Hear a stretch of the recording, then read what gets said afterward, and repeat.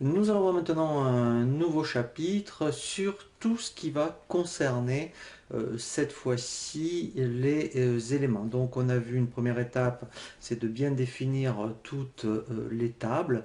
Cette fois-ci, maintenant on va voir la deuxième étape, c'est donc de bien définir les éléments, aussi bien donc ce que l'on va voir dans les fournitures, la main-d'œuvre, les ouvrages et les ouvrages de fabrication. Donc nous allons ici dans le menu bibliothèque.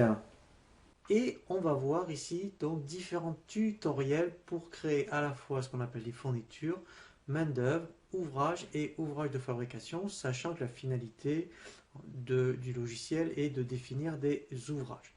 Donc, on va commencer par un premier tutoriel pour les fournitures.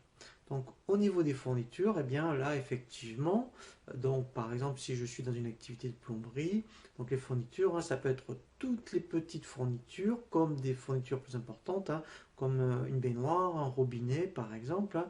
Mais après, il y aura des fournitures pour des choses beaucoup plus petites, hein, des vis, des joints, ce genre de choses. Donc ici, je fais ajouter.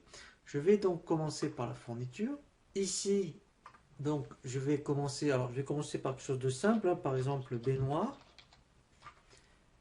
Je l'affecte à ma famille. Donc, j'avais une famille plomberie.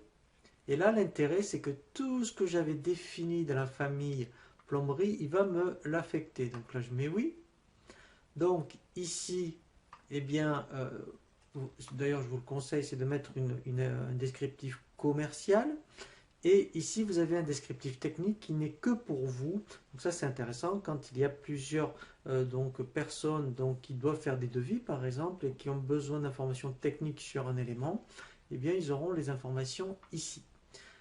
Ici, donc, vous avez cette notion de débourser. Donc, c'est le prix d'achat, par exemple. Alors là, je vais faire quelque chose de fictif. Par exemple, on l'achète 50 euros et vous la vendez peut-être 150. Voilà, donc lui, après, effectivement, hein, il va calculer la marge. Donc ici, j'ai mon prix vente TTC. Et ici, voilà, donc là, j'ai mes unités de vente. Donc là, alors là, ben, je vais le rajouter de suite. Je vais mettre unité, par exemple. Alors je vais mettre U et unité. Voilà, donc là, j'enregistre. Voilà, alors là, vous voyez, donc là, bon, ça ne correspond pas trop, mais si j'avais mis donc une famille correspondante, eh bien, comme j'avais défini l'emplacement, j'aurais directement l'emplacement donc d'affecter. Vous pouvez même mettre ici un code barre et ici, vous voyez, on peut affecter aussi les barèmes donc d'éco-contribution. Donc, ce genre d'information, on le reverra sur un tutoriel spécifique. Et ensuite, eh bien, donc vous avez comptabilité. Donc là, c'est très important. Donc là, d'où l'intérêt, eh bien, effectivement, donc de bien affecter les comptes dans les familles. Parce que là, imaginez, vous avez, admettons, 100 baignoires possibles. Il faudra mettre 100 fois le compte correspondant. Donc, aussi bien pour la France que si vous vendez, par exemple, ici, dans tout ce qui est, admettons, intracommunautaire CCE, il faut un autre compte. Et si vous faites de l'import-export, ici, il faudra encore un autre compte. Voilà, donc là, on a bien vu donc tout ce qui concerne la fourniture. Alors, juste une précision, vous pourriez très bien, si des fois, par exemple, vous vendez une baignoire comme ça, mais qu'il y a une installation, il y a une heure de main-d'œuvre, vous pourriez très bien ici mettre main-d'œuvre, mettons, eh bien 50 euros, c'est-à-dire alors là aussi, pour une heure par exemple, et lui il le rajoute donc au prix de la baignoire.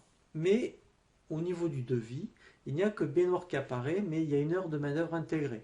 Alors, vous pouvez faire comme ça, après il vaut mieux avoir l'élément de type main-d'œuvre, hein, mais des fois, pour des fournitures où il y a une installation toujours par défaut, par exemple, eh bien, vous pouvez aussi le proposer comme ça. Donc là, je vais le renlever, hein, mais c'est une possibilité aussi donc de pouvoir eh bien, intégrer de la main-d'œuvre directement dans la fourniture quand éventuellement vous vendez une baignoire.